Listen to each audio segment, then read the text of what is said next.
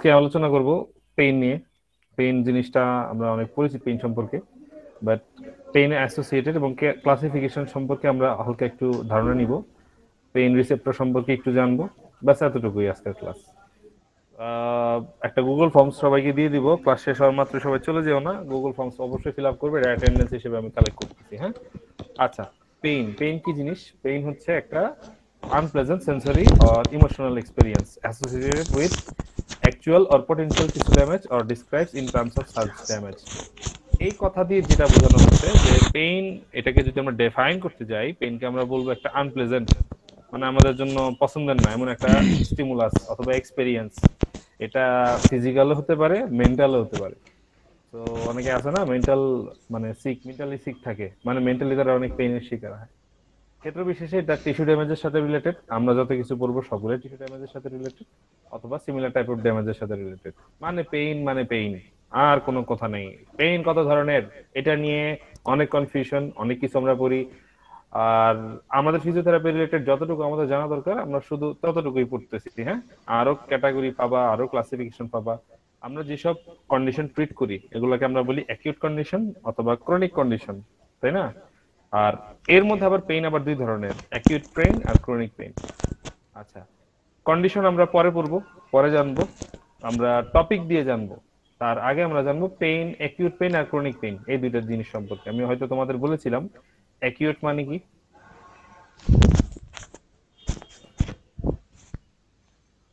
কে বলতে পারো অ্যাকিউট মানে কি? What is the meaning of acute? সাধারণ স্যার। অ্যাকিউট মানে হচ্ছে রিসেন্ট। সবচেয়ে সহজ কথা, অ্যাকিউট মানে হচ্ছে রিসেন্ট টিস্যু ড্যামেজের সাথে যত কিছু রিলেটেড সেগুলোকে আমরা বলবো অ্যাকিউট পেইন। কিরকম, তোমার ফ্রেন্ড যদি তোমার মাথা লাঠি দিয়ে একটা বাড়ি মারে, তোমার সাথে সাথে যে পেইন হবে সেটাকে আমরা বলবো অ্যাকিউট পেইন। সহজ উদাহরণ না অ্যাকিউট পেইনের? কোনো পেশেন্ট যদি তোমার কাছে আসে, এসে বলে স্যার আমার 7 দিন যাবত ব্যথা, প্রথম 3 দিনের ব্যথাকে আমরা বলবো অ্যাকিউট পেইন, 7 দিনের ব্যথাকে বলবো আমরা সাব অ্যাকিউট পেইন, 7 দিন থেকে যত প্লাস হবে আমরা সেগুলোকে বলবো ক্রনিক পেইন। ক্রনিক পেইন বছর পর্যন্ত যেতে পারে। তো একই সাথে আমি দুইটা জিনিস বলে ফেললাম, acute pain, sub acute pain আর ক্রনিক পেইন। কে বোঝাতে পারবে একবার শুনে? স্যার একুইট পেন হইতেছে প্রথম দিন যেটা হইব, আর সাব একুইট হইতেছে স্যার 1 সপ্তাহ যেটা হইব, মানে 1 সপ্তাহ পর্যন্ত যে ব্যথাটা থাকবো। আর ক্রনিক আর পেইন ক্রনিক পেন হচ্ছে স্যার এটা 2 বছর পর্যন্ত যাইতে পারে, মানে এটা 2 বছর, কোনো 10 নির্দিষ্ট। বছর, যত দিন ইচ্ছা যেতে পারে, এটাতে কোনো সমস্যা নেই। ওকে, থ্যাংক ইউ। সো আমরা দুইটা পেইনের ক্লাসিফিকেশন পড়লাম, আরো কিছু ধরনের পেইন আমরা ফেস করি। এটাকে আমরা বলি হচ্ছে সোমাটোজেনিক পেইন। সোমাটোজেনিক পেইন কি? Somatic pain may arise from both body wall and from viscera. So somatic pain হচ্ছে তোমার ভিসেরাল যে পেইন গুলা হয়, অনেকে আছে না ওই পেটে মুচড় দিচ্ছে, হয় না? সবারই তো হয় মোটামুটি, যে উল্টা পাল্টা কিছু খেলেই দেখবা যে পেট মুচড় দিচ্ছে। ওটা তোমার মাসলে পেইন না, বাট তোমার ভিসেরাতে পেইন। এটাকে আমরা বলি হচ্ছে সোমাটোজেনিক পেইন, মানে বডি টিস্যু থেকে অরিজিন যেসব পেইন, সেটা হচ্ছে সোমাটোজেনিক পেইন। ক্ষেত্র বিশেষে ভিসেরাল পেইনও বলে। নিউরোজেনিক পেইন, নিউরোজেনিক পেইনকে বলা হয় হচ্ছে নার্ভাস সিস্টেমের ডিস্টারবেন্সের কারণে যে পেইনটা হয় সেটাকে আমরা বলি নিউরোজেনিক পেইন। যেমন তোমার মাথা ব্যথা, হেডেক, যেটা হেডেকের যে পেইন, এটা কিন্তু তোমার মাসেলের পেইন না, এটা তোমার নিউরোজেনিক পেইন। মাসেল রিলিজ করলে কিছুটা রিলিজ হয়, বাট মেইন সোর্স হচ্ছে তোমার ব্রেইন। এর কারণে আমরা এটাকে বলি নিউরোজেনিক পেইন। সাইকোজেনিক পেইন কি? সাইকোজেনিক পেইন হচ্ছে তোমার সাইকোলজিক্যাল ফ্যাক্টরের সাথে রিলেটেড যে পেইন গুলো আছে। সাইকোজেনিক পেইন কি রকম? তোমার মনে হচ্ছে তোমার খুব হাঁটু ব্যথা, তো তোমার বডি কি করবে, ওখানে একটা পেইন রিলেট করবে। মানুষজন আসবে, তোমাকে টেস্ট করবে, মুভমেন্ট করাই দিবে, বাট কোনো পেইন তুমি বুঝবা না, বাট ওই পেইন সবসময় থাকে। রোগী দেখতে গেলে এরকম কেস প্রচুর পাবা, যে তারা অ্যাকচুয়ালি কোনো ডিজিজের শিকার না। মনে করো কেউ ছুটি নেওয়ার জন্য আসছে পেইনের কমপ্লেন নিয়ে, বাট তার মনে হচ্ছে তার পেইন আছে, এই কারণে সে ছুটি নিয়েও তোমার কাছে ট্রিটমেন্ট করাতে আসে।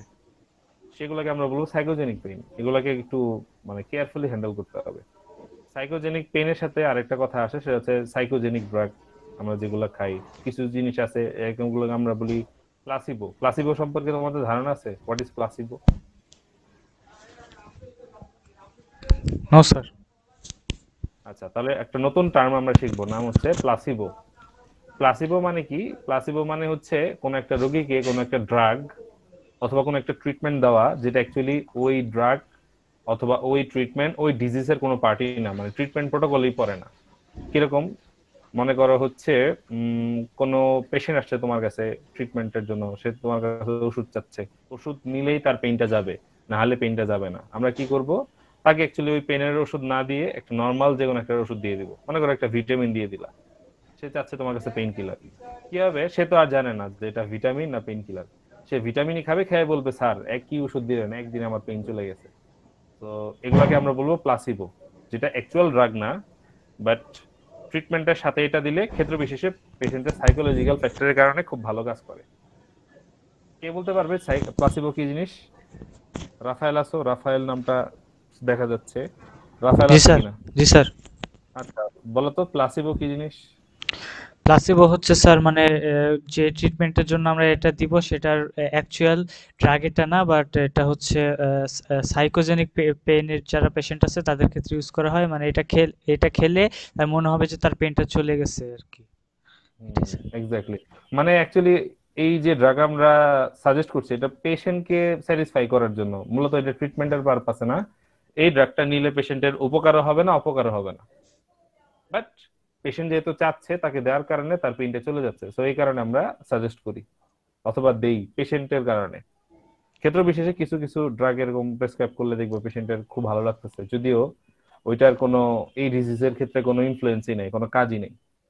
সো আমরা একটু রিক্যাপ করি কি কি বললাম। আমরা পেইন সম্পর্কে জানলাম। পেইন হচ্ছে আনপ্লেজেন্ট সেন্সরি অথবা মোটর স্টিমুলাস। এটা টিস্যু ড্যামেজের কারণে হতে পারে অথবা সিমিলার টাইপ অফ ড্যামেজের কারণে হতে পারে। কি কি ধরনের পেইন আছে? প্রথমে আসছে কি ধরনের pain? Acute pain. Acute pain কাকে বলে? অল্প সময় অথবা রিসেন্ট যে ব্যথার কারণে আমাদের যে পেইনটা হয় সেটা হচ্ছে অ্যাকিউট পেইন। কতদিন পর্যন্ত কে আমরা অ্যাকিউট পেইন বলি? নর্মালি আমরা 3 দিনকে অ্যাকিউট পেইন বলি। 7 দিন পর্যন্ত যদি যায়, 3 থেকে 7, সেটাকে বলি সাব অ্যাকিউট পেইন। আর যদি মাসের উপরে যায় সেটাকে আমরা বলি ক্রনিক পেইন। হ্যাঁ, পেইন আর কন্ডিশনকে আমরা মিক্স না করি, শুধু পেইনের কথা বলতেছি, ঠিক আছে? পেইনের ক্লাসিফিকেশন আমরা এই 3 ভাবে পড়তে পারি। আবার ইনফ্লামেশন চ্যাপ্টার আমরা যখন পড়বো তখন আমরা এই 3টা জিনিস আবার পাবো, acute inflammation, sub acute inflammation, chronic inflammation. আমরা কোনো কিছুতে মিক্স করব না, এটা আলাদা জিনিস ভাবে জানবো, ঠিক আছে? ওকে, তারপর আমরা জানলাম আরো 3টা প্রকার ভেদ আমরা জানলাম, সোমাটিক পেইন, নিউরোজেনিক পেইন, আর হচ্ছে সাইকোজেনিক পেইন, তাই না? সোমাটিক পেইন কি? ভিসেরা থেকে যে পেইন তৈরি হয়। নিউরোজেনিক পেইন কি? নার্ভাস সিস্টেম থেকে যে পেইন তৈরি হয়। আর সাইকোজেনিক পেইন কি? সাইকোলজিক্যালি যে পেইন তৈরি হয়। তোমাদের কোনো কিছু মুখস্থ করা লাগবে না এগুলো বোঝার জন্য, মানে এগুলো তোমার বুঝতে হবে যদি তুমি এগুলো ইউজ করতে যাও। কার কোনো কোশ্চেন আছে এর মাঝখান থেকে? স্যার আমার আছে। বলো, অবশ্যই। স্যার আপনি যে আমাদের ফিজিক্যাল এজেন্ট একটা বই দিছিলেন, ওইখানে আমরা পড়ছিলাম যে পেইন 2 প্রকার। একটা হলো ক্রনিক আর অ্যাকিউট। অ্যাকিউট হলো হুম, 1 থেকে 3, মানে 2-3 দিনের মধ্যে যেটা, আর তার থেকে দীর্ঘস্থায়ী হলে সেটা ক্রনিক।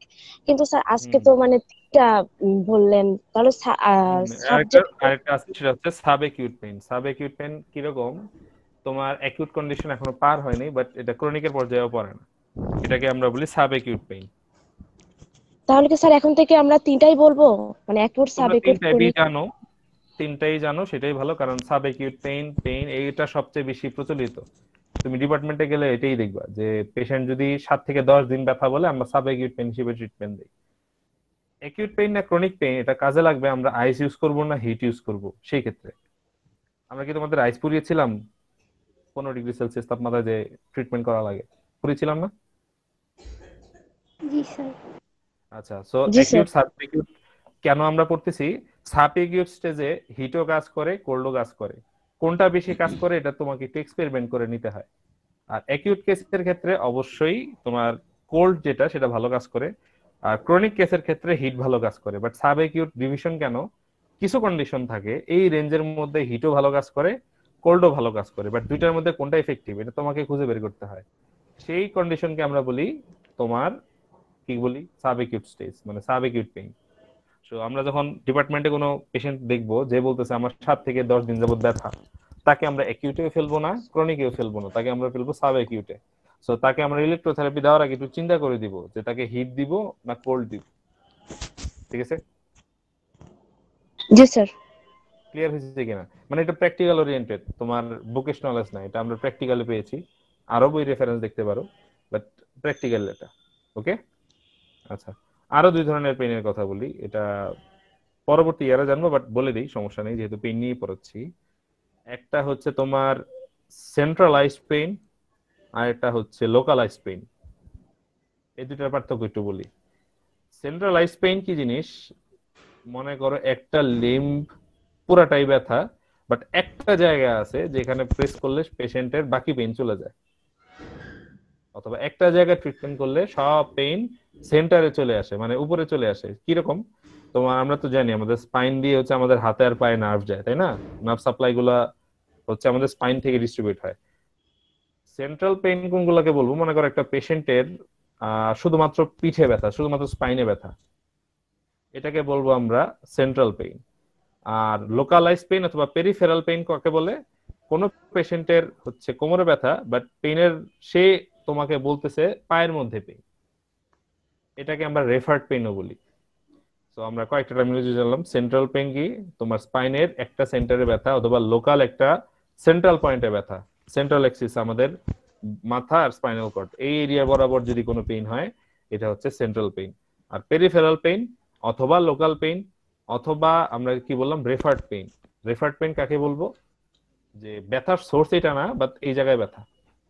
কিরকম? তোমার নেক পেইন উইথ রেডিকুলোপ্যাথি একটা কথা আমরা বলি, মানে পেশেন্ট বলবে তার হাতেও ব্যথা, হাতের কবজি পর্যন্ত ব্যথা আসে, বাট তার নেকে ট্রিটমেন্ট করলে তার হাতের ব্যথা চলে যায়। তো হাতের যে ব্যথা, এটাকে আমরা বলবো রেফার্ড পেইন। আমরা আরো উদাহরণ পাবো সামনে, আরো ভালো করে জানবো, সমস্যা নেই, আমরা ছোটখাটো কুইজও দিব, তোমরা এগুলা পার্সোনালি সার্চ করে বের করতে পারো। ওকে, পেইন রিসেপ্টর সম্পর্কে আমরা জানবো। পেইন রিসেপ্টরকে বলা হয় নোসিসেপ্টর। রিসেপ্টর কি জিনিস তোমাদের আইডিয়া আছে? বলতে পারবে কেউ? স্যার যেটার সাথে অ্যাটাচ হয়। এই তো, আমাদের নার্ভাস সিস্টেমের একক কি? নিউরন, তাই না? আচ্ছা, নিউরনের মধ্যে কি কি থাকে? এক্সন থাকে আর ডেনড্রাইট। ডেনড্রাইট থাকে, তাই না? ডেনড্রাইট, হ্যাঁ, আর দুইটা নিউরন যেখানে মিক্স হয় ওই জায়গাটাকে আমরা কি বলি?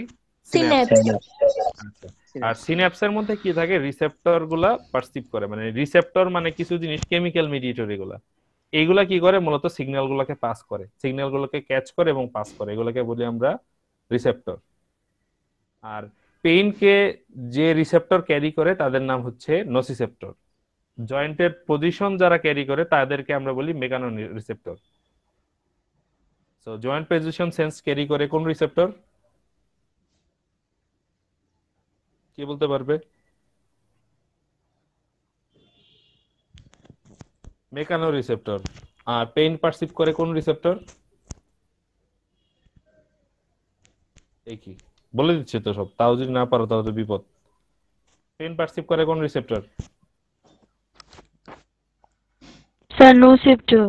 নোসিসেপ্টর। গুড, এই তো একজন দুইজনে আছে আসছে। আজকের ক্লাসে এই পর্যন্তই। আমরা তোমাদের গুগল ফর্মস দিয়ে দিচ্ছি একটা,